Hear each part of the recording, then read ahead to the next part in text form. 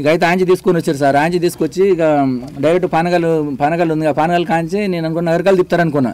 నగరకాలు తిప్పకుండా direct తిప్పాల side పోతుంది.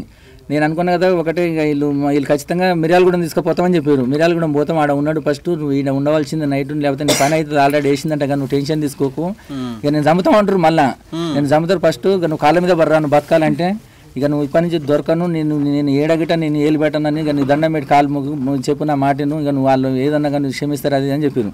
చక్కగా ఏం చేశారు, మళ్ళీ పాషం రామరెడ్డి ఇంటికి తీసుకుపోయారు. పాషం రామరెడ్డి జడ్పీటీసీ పోగానే తిప్పార్తి బోలెంకరెడ్డి ఉండు, ఇప్పుడు వీళ్ళిద్దరు ఉన్నారు, ప్రవీణ్ ఇప్పుడు సందీప్ ఆయన ఉన్నాడు, ఆయన వెంకటరెడ్డి అండ్ సందీప్ రెడ్డి ఇద్దరు కలిసి పాషం రామరెడ్డి వీళ్ళిద్దరు ఉన్నారు.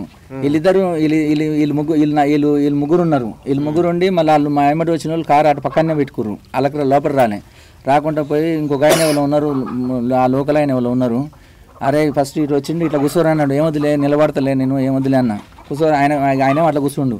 అరే ఫస్ట్ గిరి ఏమనుకోకురా సార్ మామూలుగా, కానీ నువ్వు ఫస్ట్ ఏదన్నా ఉంటే ఆప్షన్ తీసుకోరా, ఫస్ట్ వాళ్ళు ఉన్నారు, మనం ఏం చేస్తాం మళ్ళీ ఇప్పుడు ఆయన ఒక్కడే కదా, మనం ఆయన గిట్ట అంటే ఫస్ట్ చంపితే మనం చేసేది గిట్ట ఏం లేదు కదా, నేను అదే అనుకున్నా. ఇక అరే నా మాట ఏంట్రా, ఫస్ట్ నువ్వు స్కూల్లో పెట్టిస్తారా, నీ స్కూల్లో పెట్టించి నీకు ఎంపీటీసీ టికెట్ ఇస్తాం రా. మళ్ళీ ఆయన మళ్ళా సర్లే కానీ మళ్ళీ కన్ఫామేనా సందీపు, కన్ఫామే అని ఈయన పక్కన ఉండి ప్రవీణ్ అరే నీకెందుకు లేరా ఫస్ట్ అని అంటుండు. నేనన్నా ఏందన్నా ఇప్పుడు ఎటు పోతుంది, మామూలుగా వాళ్ళ ఇంట్లో సీసీ కెమెరా ఉంటే మీరు ఫోటేజ్ చూడ్రి, ఏందన్నా కనీసం మీరు మరి నేను మామూలుగా అడిగితే కనీసం ఇదంతా కాపోవు కదా, నన్ను తీసుకపోయి ఎన్ని ఇబ్బందులు పెట్టారు, కనీసం నన్ను 9 గంటలు లిఫ్ట్ చేసుకొని ఇప్పుడు టైం ఎంత అవుతుంది, నన్ను బాధలు ఎందుకు పెడతారు, కనీసం ఏదంటే ఫస్ట్ చెప్తే నేను అందును కదా, మరి సపోర్ట్ చేయకుంటే మంచిగా జాబ్ వస్తుండే, నాకు ఎంపీటీసీ టికెట్ వస్తుండే, పార్టీ ఫామ్లు ఉందని మీరే ఎంట్రీ, మంచిగా ఏ ఖర్చు లేకుండా నేను గెలుస్తుంది కానీ ఈ రిస్క్ ఎందుకు తీసుకుందని అన్నీ అన్న అనగానే ఇంకా అరే నమ్మకమేనారా